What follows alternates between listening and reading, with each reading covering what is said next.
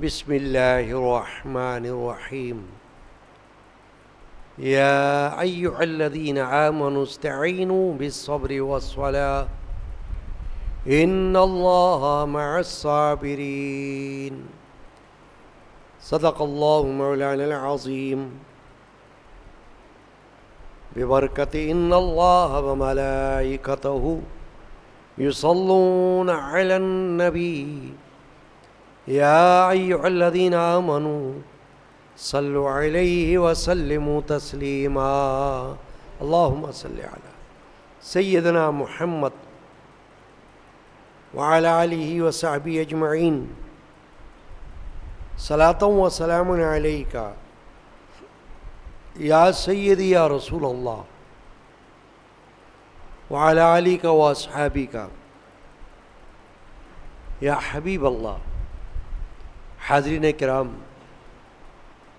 ہر اتوار کو بعد نماز ظہر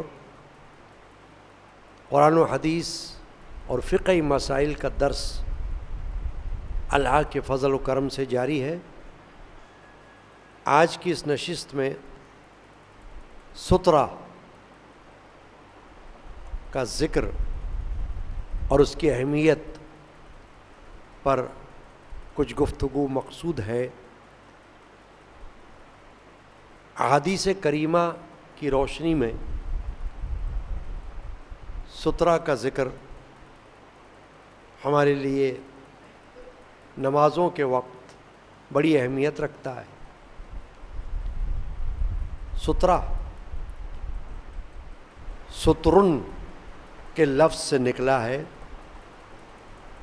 جس کا معنی ہے ڈھانکنا، ڈھانپنا. ستر اور سترہ کے لغوی معنی ہے وہ چیز جو آڑ کرنے والی ہو، چھپانے والی ہو، وہ سترہ کہلاتی ہے. اور شرعی اصطلاح میں ہم سترہ اس چیز کو کہیں گے جو نماز پڑھنے والا اکیلا نماز پڑھتا ہوا اپنے سامنے رکھے تاکہ لوگ نماز پڑھتے ہوئے اس کے سامنے سے نہ گزریں، بلکہ گزرنا ہو تو سترے کے باہر سے گزریں تاکہ نماز میں خلل واقع نہ ہو. اسے ہم کہتے ہیں سترہ. اور یہ سترہ مسجد ہو یا کوئی اور جگہ ہو یا گھر ہو، ہر وہ جگہ جو گزرگاہ ہو سکتی ہے، جہاں سے لوگوں کا آنا جانا ہو سکتا ہے، گزرنا ممکن ہو سکتا ہے، وہاں نماز پڑھتے ہوئے سترہ کا خیال رکھنا واجب ہے. احادیث شریفہ سترے کے بارے میں اتنی زیادہ ہیں کہ علماء نے اس کے وجوب کا حکم لگایا ہے کہ سترہ نماز کے وقت اپنے سامنے رکھنا واجب ہے، یعنی لازم ہے نماز پڑھنے والے کو. کیونکہ اگر نماز پڑھنے والے نے نماز ادا کرتے وقت خود ہی اس کا خیال نہ رکھا اور کوئی نمازی کے سامنے سے گزر گیا تو نمازی کی نماز تو ٹوٹے گی نہیں، لیکن اس کی نماز میں خلل یعنی نقصان واقع ہوگا کہ وہ اپنا خیال نماز میں نہ رکھ سکے گا، اس کا دھیان گزرنے والے کی طرف ہو جائے گا. اور جو شخص اس نمازی کے سامنے سے گزر رہا ہے وہ گناہگار ہوگا، اس کو گناہ ہوگا. تو اسے گناہ سے بچانے کے لیے اور اپنی نماز میں خلل واقع ہونے سے بچنے کے لیے سترا سامنے رکھنا ضروری ہے۔ اب سترا کیا چیز ہو سکتی ہے؟ ایک لکڑی جو ہاتھ کے برابر لمبی ہو، ایک ہاتھ کے برابر لمبی ہو، تقریباً 1 فٹ ہو، اور اس کی موٹائی 1 انگلی کے برابر ہو۔ وہ لکڑی اگر اپنے سامنے گاڑی ہوئی ہو وہ سترا ہو سکتی ہے۔ یا ستون، پلر، جیسے مساجد میں پلر ہوتے ہیں، یہ پلر ہیں ہمارے سامنے، یہ سترا ہو سکتے ہیں نماز پڑھتے ہوئے۔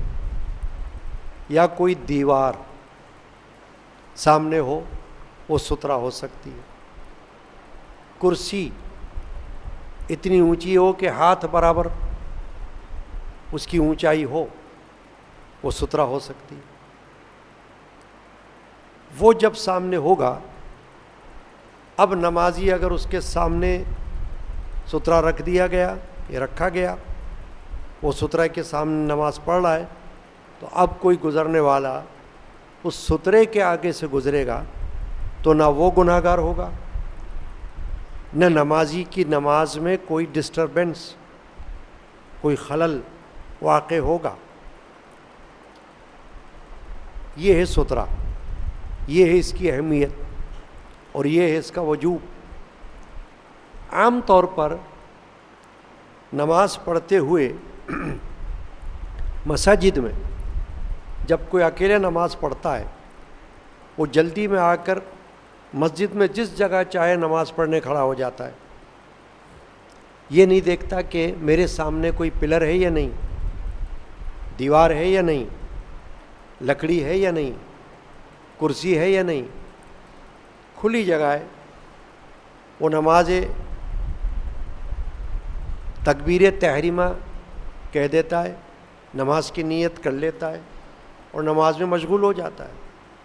اب اگر وہ راستہ ہے، گزرگاہ ہے، لوگ آتے جاتے ہیں، تو ظاہر ہے کہ وہ جب تک نمازی کو نماز پڑھتا ہوا دیکھیں گے تو سامنے سے گزرتے ہوئے احتیاط کریں گے، ان کا گزرنا مشکل ہوگا۔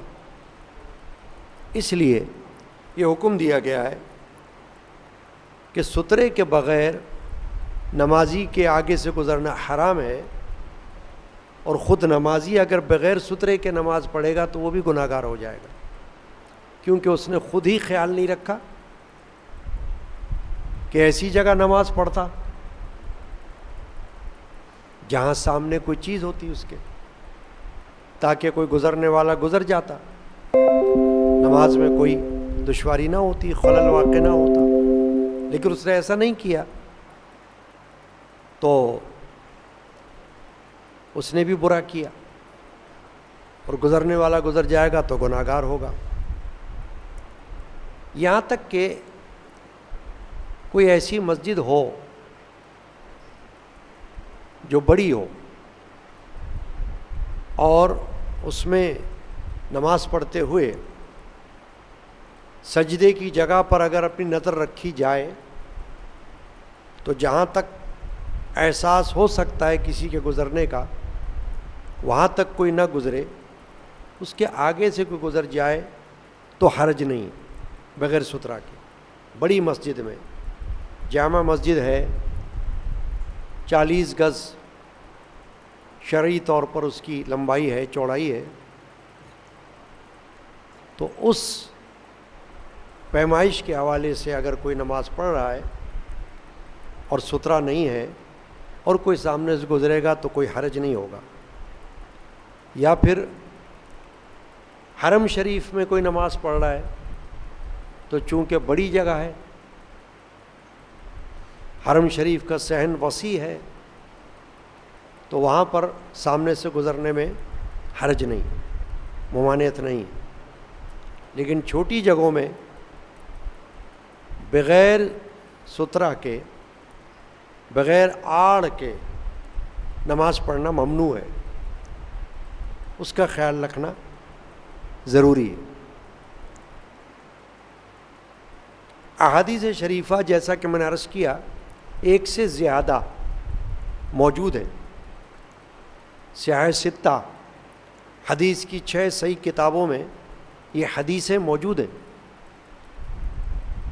اللہ کے رسول صلی اللہ تعالی علیہ وآلہ وسلم سے خود یہ عمل ثابت ہے کہ رسول اللہ صلی اللہ علیہ وسلم نے خود سترہ رکھوایا، خود اس کا اہتمام فرمایا، خود اس کا حکم دیا، خود عمل کر کے دکھایا، تاکہ امت کو بھی یہ شرعی مسئلہ معلوم ہو، فقہی مسئلہ معلوم ہو اور ان کو یاد رہے، تاکہ وہ اس کا اہتمام کریں.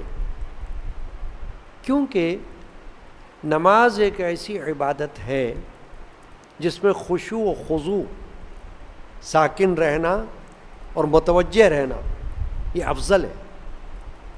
نماز پڑھتے ہوئے اپنا دھیان نماز کی طرف رکھنا، تلاوت کی طرف رکھنا، اللہ تبارک و تعالی کی طرف دل کو لگانا یہ لازم ہے.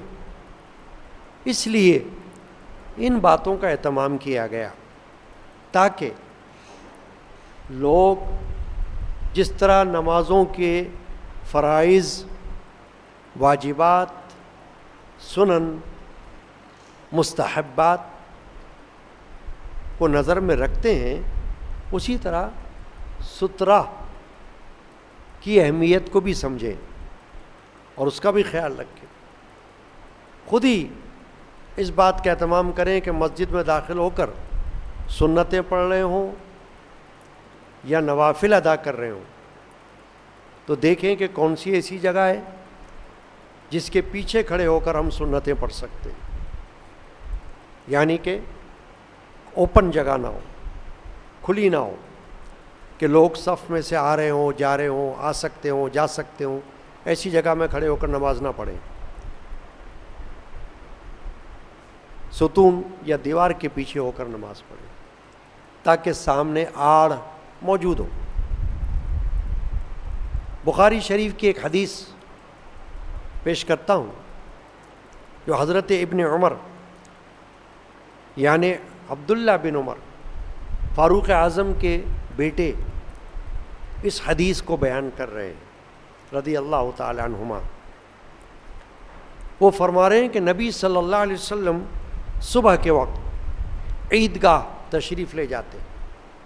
عید کا دن ہوتا، عید الاضحیٰ یا عید الفطر، تو اس وقت جنگل میں حضور تشریف لے جایا کرتے تھے جس کو ہم کہتے ہیں عیدگاہ. یعنی مسجد بنی ہوئی نہیں ہے، خالی جگہ ہے، خالی میدان ہے، عید وہاں پر ادا کی جاتی تھی. تو یہ فرما رہے ہیں ابن عمر رضی اللہ تعالی عنہ کہ نبی پاک صلی اللہ علیہ وسلم صبح کو عیدگاہ تشریف لے جاتے تھے تو آپ کے سامنے نیزہ ہوتا ہے نا، بھالا، تیر کی طرح بڑا نیزہ، ڈنڈا لوہے کا اس میں ہوتا ہے جیسے، یا لکڑی ہو اس میں آگے اوپر نیزہ لگا ہوا ہو خنجر کی طرح. تو یہ فرماتے کہ حضور کے سامنے نیزہ لے جایا جاتا اور آپ کے آگے عیدگاہ میں گاڑ دیا جاتا. یعنی امام جہاں نماز کی امامت کرا رہا ہو اس کے آگے نیزہ جیسے گاڑ دیا جائے، ایسے حضور صلی اللہ علیہ وسلم کے سامنے نیزہ زمین میں گاڑ دیا جاتا تھا اور حضور صلی اللہ علیہ وسلم اس کی طرف نماز ادا فرماتے تھے. یہ حدیث پاک ہے، بخاری شریف کی حدیث ہے. جامع صحیح بخاری میں یہ حدیث موجود ہے. اس سے کیا معلوم ہوا کہ رسول پاک صلی اللہ علیہ وسلم کا خود اس پر عمل رہا کہ آپ جب امامت فرماتے عیدگاہ میں تو اپنے آگے نیزہ گڑوایا کرتے تھے، لگوایا کرتے تھے تاکہ آڑ ہو جائے. تو امام کو اگر سترہ لگا دیا جائے، امام کے سامنے رکھ دیا جائے تو پھر باقیوں پر ضرورت نہیں پڑتی، جماعتیوں پر اس کی ضرورت نہیں پڑتی۔ امام کے سامنے نیزہ سب کے لیے کافی ہوتا ہے، یا امام کے سامنے سترہ سب کے لیے کافی ہو جاتا ہے، کفایت کرتا ہے۔ تو اب آپ نے اس حدیث سے جو بات سماعت کی، واقعہ سنا، اس سے یہ معلوم ہوا کہ کھلے میدان میں بھی اگر نماز پڑھی جائے تو آگے کوئی سترہ رکھا جائے تاکہ کوئی چیز، کوئی جانور وغیرہ بھی آگے سے گزرنا چاہے تو سترے کے سامنے سے گزرے۔ اب یہ سترہ جو ہے اس کی لمبائی اور موٹائی تو آپ نے سن لی، 1 ہاتھ برابر لمبائی اور 1 انگلی برابر موٹائی، لیکن اس کا فاصلہ کتنا ہو نمازی سے، یہ کوئی نپی تلی پیمائش نہیں ہے، یہ اس حساب سے ہے کہ نمازی کا قد کتنا ہے، کہ اگر وہ سجدہ کرے تو سترہ ٹکرائے نہ اس سے۔ جیسے آپ ستون کے سامنے نماز پڑھ رہے ہوں تو آپ کو خود پتہ ہوگا کہ میں کتنا دور کھڑا رہوں تاکہ آرام سے رکوع، آرام سے سجدہ کر سکوں۔ ایسا نہ ہو کہ آپ اتنا آگے کھڑے ہو جائیں کہ رکوع کریں تو سر ٹکرائے، سجدہ کریں تو سر ٹکرائے، تو یہ تو نقصان ہو جائے گا۔ اس لیے فاصلے کی کوئی باقاعدہ پیمائش نہیں رکھی گئی، بلکہ یہ نماز پڑھنے والے پر منحصر ہے، اسے دیکھنا ہے کہ میری قد و قامت کتنی ہے تو میں اتنے فاصلے پر کھڑا ہو کے نماز پڑھوں تاکہ رکوع اور سجدہ آرام کے ساتھ ہو سکے۔ اب ایک حدیث پاک جو صحیح بخاری شریف اور صحیح مسلم شریف دونوں میں ہے، ویسے تو کئی احادیث ہیں، اتنا وقت نہیں ہوگا کہ میں ساری احادیث بیان کروں۔ یہ حدیث اس لیے بیان کر رہا ہوں کہ اس میں سترے کا بھی ذکر ہے اور اس میں اور بھی ہمارے عقائد کا پتہ چل رہا ہے، اہل سنت والجماعت کے عقائد کا پتہ چل رہا ہے۔ عقیدہ، اہل سنت کے جو عقائد ہیں وہ صحابہ کرام رضی اللہ عنہم سے ثابت ہے، ان کے عقیدوں سے ہمارے علماء نے عقائد بنائے ہیں اور ان پر عمل کیا ہے تاکہ کوئی آپ کو روک ٹوک نہ کر سکے، آپ جواب میں حدیث بتا سکو، واقعہ بتا سکو۔ یہ واقعہ حضرت ابن ابی جحیفہ جو نوعمر صحابی تھے، جوان، یعنی ایسے نوجوان کہ رسول پاک صلی اللہ علیہ وسلم کے دنیا سے پردہ کرنے وقت آپ نابالغ تھے، ابھی پوری طرح مرد نہیں ہوئے تھے، ان سے یہ حدیث روایت کی گئی ہے۔ اور امام بخاری نے اور امام مسلم نے اپنی اپنی کتابوں میں اس حدیث کو درج کیا، نقل کیا، تو اس حدیث کی اہمیت ہو گئی۔ وہ یہ فرماتے ہیں کہ میں نے نبی اکرم صلی اللہ علیہ وسلم کو مکے کے ابطح مقام میں چمڑے کے سرخ خیمے میں دیکھا۔ مکے کے ابطح مقام، یہ ابطح مقام جو ہے یہ مکہ شریف میں اور جنت معلا قبرستان ہے جو جنت المعلا، اس سے کچھ آگے ہے منی کی طرف۔ اسی نسبت سے رسول اکرم صلی اللہ علیہ وسلم کو ابطحی کے نام سے بھی یاد کیا جاتا ہے۔ تو یہ کیا کہہ رہے ہیں کہ میں نے حضور اکرم صلی اللہ علیہ وسلم کو دیکھا مکے کے ابطح مقام میں کہ آپ ایک سرخ رنگ کے خیمے میں تھے اور حضرت بلال جن کو ہم بلال حبشی کے نام سے جانتے ہیں، بہت جلیل القدر صحابی ہیں، مؤذن رسول بھی کہلاتے ہیں، خاص کر اذان دیا کرتے تھے۔ تو دیکھا کہ وہ بھی ہیں، اور یہ دیکھا کہ انہوں نے نبی پاک صلی اللہ علیہ وسلم کے وضو کے پانی کو لیا، یعنی اللہ کے رسول نے اس خیمے میں وضو کیا نماز کے لیے، تو حضرت بلال نے اس پانی کو، مستعمل پانی کو، حضور کے استعمال شدہ پانی کو ایک برتن میں جمع کیا، ضائع نہیں کیا حضور کے وضو کے پانی کو، اور اس پانی کو جمع کر کے حضرت بلال باہر آئے، اس خیمے سے، اس کیمپ میں سے باہر آئے۔ تو یہ فرماتے ہیں حضرت ابن ابی جحیفہ کہ میں نے دیکھا کہ لوگ اس پانی کی طرف دوڑ رہے ہیں، یعنی جب دیکھا کہ حضرت بلال کے ہاتھوں میں وہ پیالہ ہے جس میں حضور کے وضو کا استعمال شدہ پانی ہے، حضور نے اس سے وضو فرمایا ہے، تو لوگ اس کی طرف دوڑے، پانی کی طرف۔ جس نے اس میں سے کچھ پا لیا تو اسے مل لیا، اور جس نے نہ پایا تو اس نے اپنے ساتھی کے ہاتھوں سے تری لے لی۔ یہاں تک کہ حدیث میں کیا پتہ چل رہا ہے کہ لوگ دوڑے اس پانی کی طرف، اس پانی میں ہاتھ ڈالا اور پانی کو اپنے چہرے پر مل لیا۔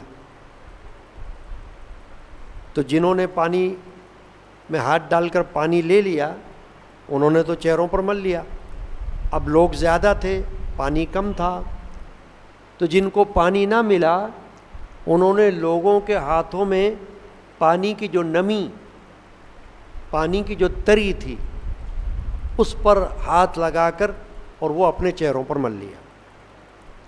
اس سے کیا معلوم ہو رہا ہے کہ لوگوں نے رسول اللہ صلی اللہ تعالیٰ علیہ وسلم کے وضو کے مستعمل پانی کو اپنے لیے برکت سمجھا کہ یہ پانی بیکار پانی نہیں ہے، اس پانی سے اللہ کے رسول صلی اللہ علیہ وسلم کے اعضاء دھلے ہیں، اور حضور کے اعضاء مبارک نورانی ہیں، حضور کا چہرہ مبارک نورانی ہے، حضور کے دست مبارک نورانی ہیں، حضور کے پیر مبارک نور والے ہیں، حضور کا پورا جسم نورانی ہے۔ سرکار دو عالم صلی اللہ علیہ وسلم نے اس پانی سے اپنے وضو کے اعضاء کو دھویا ہے، تو یہ پانی بیکار پانی نہیں ہے۔ تو لوگوں نے کیا کیا؟ صحابہ نے، یہ آپ کو عقیدہ مل رہا ہے، عقیدہ حضور کے تبرکات کا، کہ جو چیز سرکار دو عالم صلی اللہ علیہ وسلم سے مناسبت اختیار کر لے، نسبت اختیار کر لے، اس چیز کی برکت ہمارے لیے لازم ہو جاتی ہے، اور ہم اس کو اپنے لیے متبرک سمجھتے ہیں۔ یہی عقیدہ عوام اہل سنت میں ہے، اور اس پر قائم رہنا چاہیے۔ بدعقیدہ لوگ اگر اس چیز کو نہ سمجھیں تو آپ ان کی بات نہ مانو، ان کو چھوڑ دو۔ آپ کے سامنے ایسے واقعات ہونے چاہیے، حدیث سے برکت کا ثبوت آپ کے پاس ہو رہا ہے، مل رہا ہے، کہ آپ یہ بتا سکتے ہو کہ جس چیز کو اللہ کے رسول سے تعلق ہو جائے وہ چیز ہمارے لیے باعث برکت ہو جاتی ہے۔ تو اب دیکھ لیں آپ صحابہ نے کیا کیا، جن کو پانی ملا انہوں نے پانی لے کر چہرے پر مل لیا برکت کی نیت کر کے، اور جن کو پانی نہ ملا انہوں نے ان افراد کے ہاتھوں کو اپنے ہاتھوں سے چھوا، اور ان کے ہاتھوں پر جو تری تھی اس کو اپنے ہاتھوں پر لے کر اپنے چہروں پر مل لیا۔ اب فرما رہے ہیں حضرت ابن ابی جحیفہ رضی اللہ تعالیٰ عنہ، حالانکہ آپ دیکھیں نابالغ صحابی ہیں، کم سن ہیں، مگر یہ حدیث روایت کر رہے ہیں، کہہ رہے ہیں کہ پھر میں نے حضرت بلال رضی اللہ عنہ کو دیکھا، انہوں نے ایک نیزہ لیا اور اسے گاڑ دیا۔ اب آ گئی سترے والی بات، موضوع ہمارا کیا چل رہا ہے؟ سترہ۔ سترے کے بغیر نمازی کے آگے سے گزرنے کی ممانعت، یا سترے کے بغیر نماز پڑھنے کی ممانعت، یہ گفتگو ہو رہی ہے نا۔ تو یہ کہہ رہے ہیں میں نے حضرت بلال کو پھر یہ دیکھا کہ اب چونکہ نماز کی تیاری ہو گئی، حضور نے وضو فرما لیا، تو حضرت بلال نے نیزہ لے کر زمین میں گاڑ دیا۔ پھر نبی صلی اللہ علیہ وسلم سرخ جوڑے میں دامن سمیٹے ہوئے تشریف لائے، یعنی سرخ جوڑا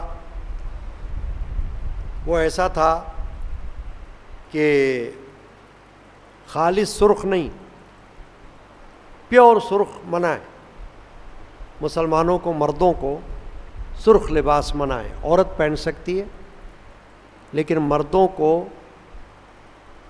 خالص سرخ رنگ جس میں کوئی اور رنگ نہ ہو، بالکل سرخ ہو، وہ منع ہے کہ اس کو قمیص کے طور پر یا شلوار کے طور پر نہ پہنا جائے۔ چنانچہ نبی پاک صلی اللہ علیہ وسلم جو سرخ جوڑے میں تشریف لائے تو علماء نے فرمایا کہ آپ کا جوڑا خالصتاً سرخ نہیں تھا، بلکہ اس میں سرخ لکیریں تھیں، اس میں اور رنگ شامل تھا۔ تو جس لباس میں سرخ اور دوسرا رنگ شامل ہو وہ جائز ہے، جس لباس میں کوئی اور رنگ شامل نہ ہو، پیور سرخ ہو، وہ ناجائز ہے، وہ ممنوع ہے استعمال کرنا، پہننے کے اعتبار سے وہ لباس منع ہے۔ چنانچہ اب یہ فرما رہے ہیں کہ حضور اکرم صلی اللہ علیہ وسلم نے نیزے کی طرف کھڑے ہو کر لوگوں کو 2 رکعتیں پڑھائیں۔ یہ 2 رکعت چونکہ حضور مسافر تھے، گھر سے باہر تھے، تو سفر میں 4 رکعت والی نماز 2 رکعت ہو جاتی ہے، جس کو ہم کہتے ہیں نماز قصر۔ تو اللہ کے رسول صلی اللہ علیہ وسلم نے قصر پڑھائی، تو وہ نماز یا فجر کی تھی 2 رکعت، وہ تو 2 ہی ہوتی ہے، اور ظہر کی 4 کی جگہ 2 ہو جاتی ہے، تو آپ نے 2 رکعتیں امامت کرتے ہوئے ادا کیں، اور صحابہ نے آپ کے پیچھے وہ نماز ادا کی۔ اب یہ فرما رہے ہیں میں نے، ابن ابی جحیفہ یہ کہہ رہے ہیں کہ میں نے لوگوں کو اور جانوروں کو نیزے کے آگے سے گزرتے ہوئے دیکھا، یعنی جب سترہ لگ گیا، نیزے کو سترہ بنا لیا گیا، تو یہ فرما رہے ہیں اب سترے کے آگے سے میں نے دیکھا کہ لوگ بھی گزرے ہیں تو گزریں، جانور گزر رہے ہیں تو گزر جائیں، تو پھر کوئی خلل واقع نہیں ہوگا، سترے کے آگے سے کوئی گزرے تو خلل واقع نہیں ہوگا۔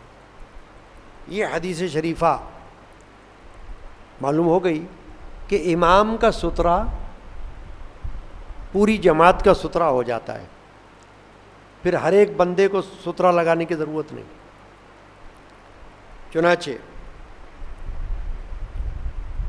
ایک اور حدیث ہے بخاری اور مسلم شریف کی، حضرت نافع رضی اللہ تعالی عنہ صحابی رسول ہیں، ان سے روایت، وہ حضرت ابن عمر سے روایت کر رہے ہیں کہ نبی اکرم صلی اللہ تعالی علیہ وسلم اپنی سواری کو اپنے سامنے فرما لیتے، پھر اس کی طرف نماز پڑھ لیتے۔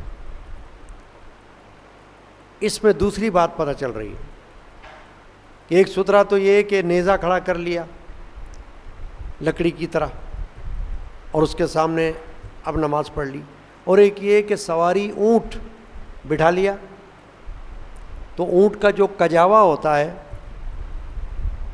پیچھے اونٹ کے جو ہوتا ہے وہ اتنا اونچا ہوتا ہے کہ اس سے کوئی ٹیک لگا کر بھی بیٹھ سکتا ہے. تو سرکار دو عالم صلی اللہ علیہ وسلم نے اونٹ کو بٹھایا اور اس کے سامنے نماز پڑھ لی وضو میں، اس کو سترا بنا لیا. تو یہ کہہ رہے ہیں کہ میں نے دیکھا کہ سرکار دو عالم صلی اللہ علیہ وسلم سواری کو سامنے کر لیتے اور اس کی طرف نماز پڑھ لیتے. تو اس سے یہ معلوم ہوا کہ سواری بھی اگر کوئی ایسی ہو جو اتنی اونچی ہو تو اس کو بٹھا لیا جائے اور اس کے سامنے نماز پڑھ لی جائے تو وہ سترا ہو جائے گا. سترے کی جگہ وہ سواری کام دے دے گی. حضرت نافع حضرت ابن عمر سے حدیث روایت کر رہے ہیں تو یہ کہہ رہے ہیں کہ میں نے کہا کہ یہ بتاؤ اگر سواری چل دیتی اٹھ کر، اونٹ اڑ جاتا چل پڑتا تو پھر کیا ہوتا؟ کیونکہ اگر اونٹ بیٹھا ہوا ہے وہ اچانک خود اڑ جائے، اٹھ کے چل پڑے تو سترا تو واقعی نہیں رہے گا، اونٹ تو گزر جائے گا. تو انہوں نے فرمایا کہ سرکار دو عالم صلی اللہ علیہ وسلم کجاوے کو درست کر لیتے، پھر اس کی پشتی کی طرف نماز پڑھتے تھے. یعنی اونٹ کو جب آپ بٹھاتے تھے تو اس کے کجاوے کو درست کر لیتے تھے اور اس طرح سے اس کو باندھ لیتے تھے کہ وہ اٹھ نہ سکے، پھر آپ نماز پڑھتے تھے. چنانچہ یہ ایک حدیث ہو گئی. اب بغیر سترے کے کوئی نمازی کے آگے سے گزرے تو کیا ہے؟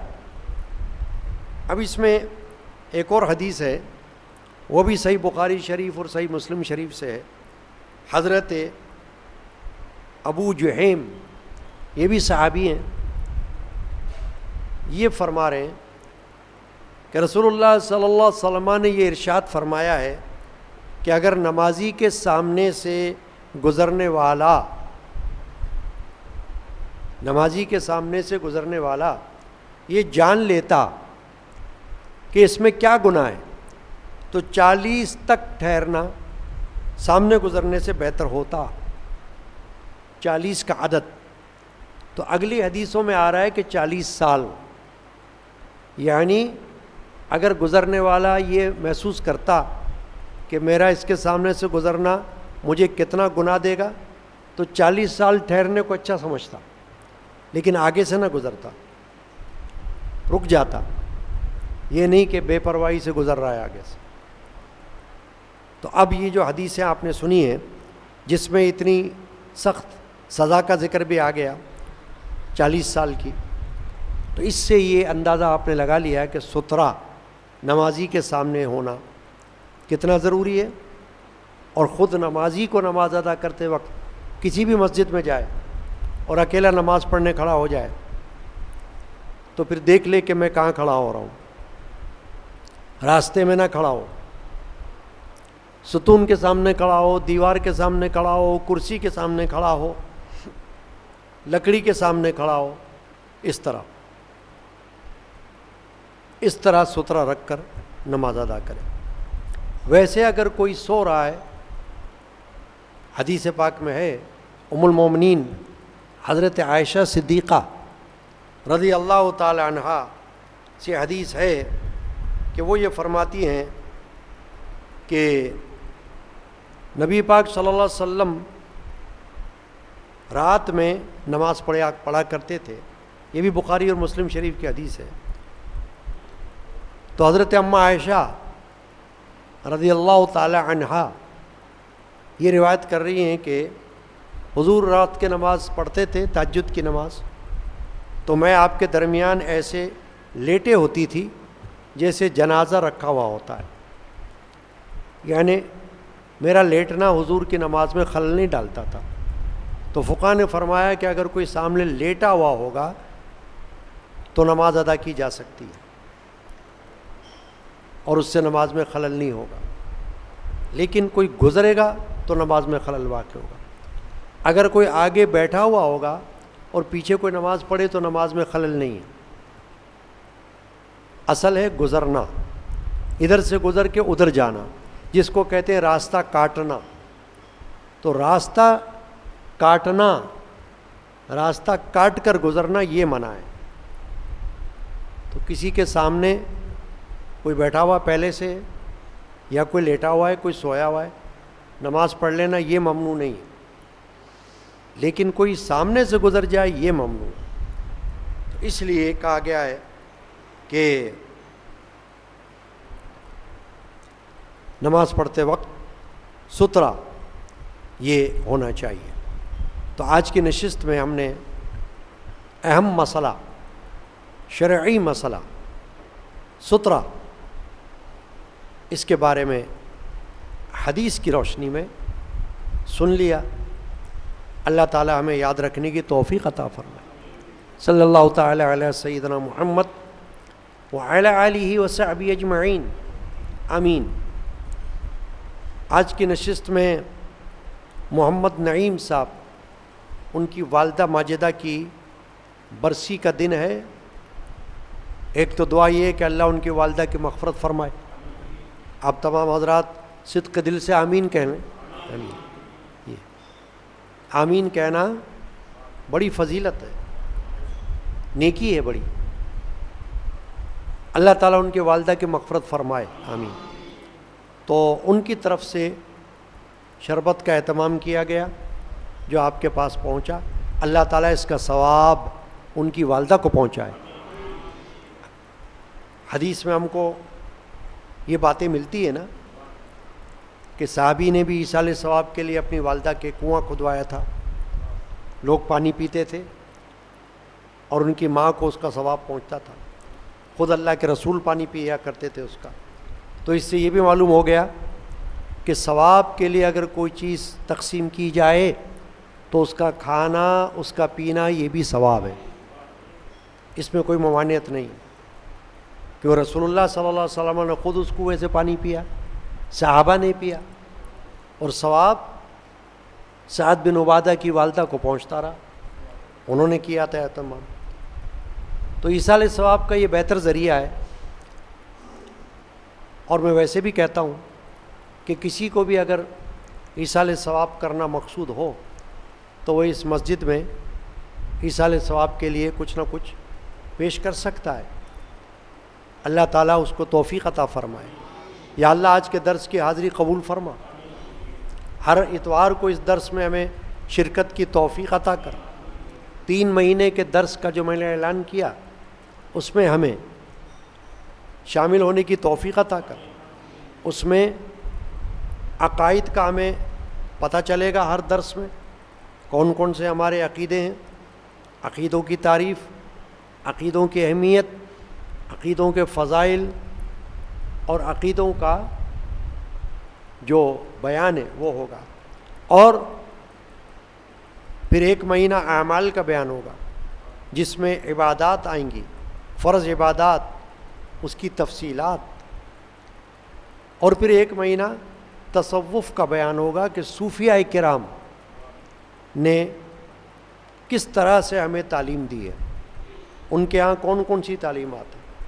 تو یہ 3 مہینے کا ایک کورس ہوگا جس کے اختتام پر سند بھی اس کو ہم دیں گے، پہلے بھی دی ہے سرٹیفکیٹ کے طور پر، تاکہ وہ اپنے پاس یادگار رکھے گا کہ ہم نے 3 مہینے کے اسلامی تعلیمات کے کورس میں قادری مسجد میں شرکت کی۔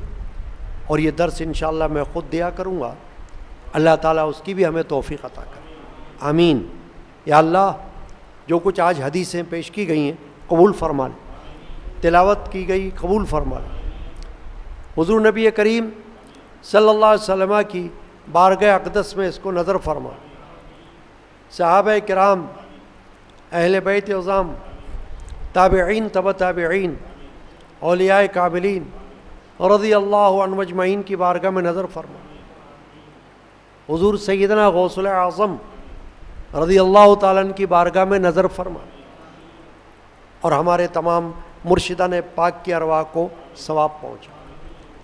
جو بے روزگار ہیں انہیں حلال رزق عطا کر، جو بیمار ہیں ان کو شفا عطا کر، اور جو بے اولاد ہیں ان کو نیک اولاد عطا کر، اور جو بچے بچیاں ان کو نیک رشتے عطا کر۔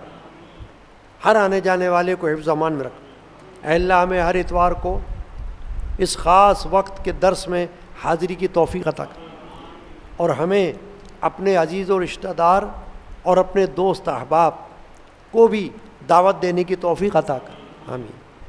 صلی اللہ تعالی علی سیدنا محمد وعلی آلہ وصحبہ اجمعین برحمتک یا رب۔ لا الہ الا اللہ۔